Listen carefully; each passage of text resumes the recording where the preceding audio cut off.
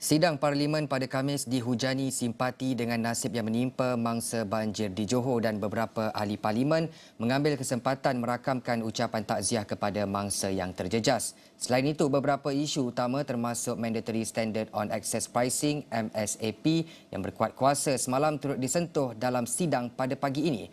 Kita bersama di Daudin Daud untuk laporan lanjut langsung dari bangunan Parlimen. Silakan.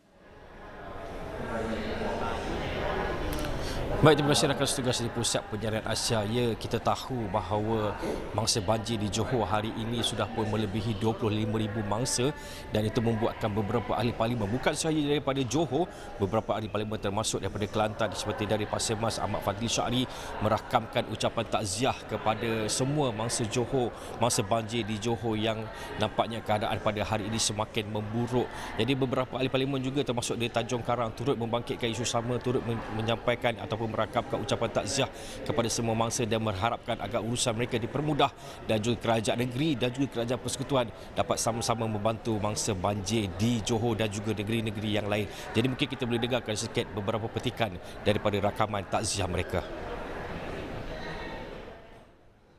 Mengambil kesempatan untuk mengucapkan takziah kepada mangsa-mangsa banjir di Johor dan saya percaya kerajaan sedang melakukan yang terbaik untuk bertindak di Johor, insya-Allah. Saya mohon izin untuk juga mengucapkan takziah kepada mendiang Serath Kumar yang meninggal dunia semalam akibat banjir di Keluang.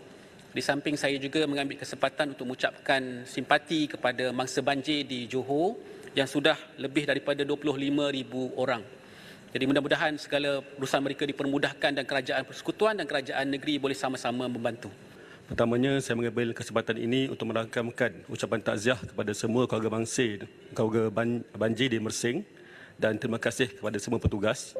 Tanjung Karang turut menzahirkan rasa simpati dan takziah di atas mangsa-mangsa banjir di Johor.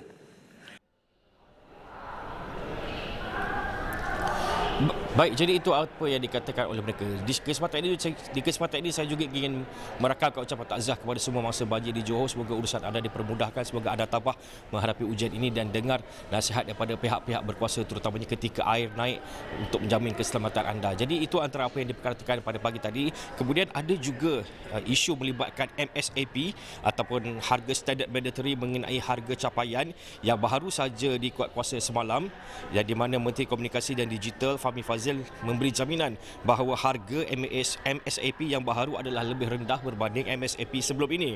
Mengambil contoh jalur lebar berkelajuan tinggi 100 Mbps, Menteri Komunikasi berkata bahawa harga baharu untuk 2023 adalah RM254.64 sebulan. Harga itu lebih rendah berbanding RM515 sebulan dalam MSAP sebelum ini. Jadi mungkin kita boleh dengarkan perbincangan lanjut daripada Menteri Komunikasi dan Digital Fahmi Fadzil. Oleh yang demikian, ianya dapat mengurangkan kos kepada penerima perkhidmatan capaian yang terlibat dalam menyediakan perkhidmatan jalur lebar tetap kepada pengguna.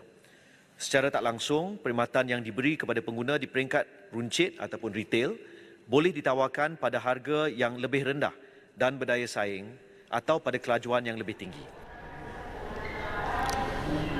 Baik, selain daripada itu, beliau berkata bahawa dari segi mutu perkhidmatan, SKMM akan menggunakan instrumen lain untuk membuat kawal selia. Antaranya ialah melalui Mandatory Standard Quality of Service, MSQOS dan pelaksanaan audit berkala terhadap syarikat penyedia perkhidmatan. Itu antara apa yang dikatakan oleh beliau. Selain itu, saya juga sebenarnya sempat menulis satu berita yang sudah pun disiarkan di astroawani.com dan pastinya saya akan bawakan dalam berita-berita awani seterusnya, iaitu Kementerian Pengajian Tinggi tidak menolak kemungkinan akan mempertimbangkan cadangan untuk membenarkan penubuhan cawangan parti politik di kampus. Ini susulan daripada kita tahu bagaimana AUKU banyak kali disebut dalam belanjawan dan juga sidang-sidang sebelum ini.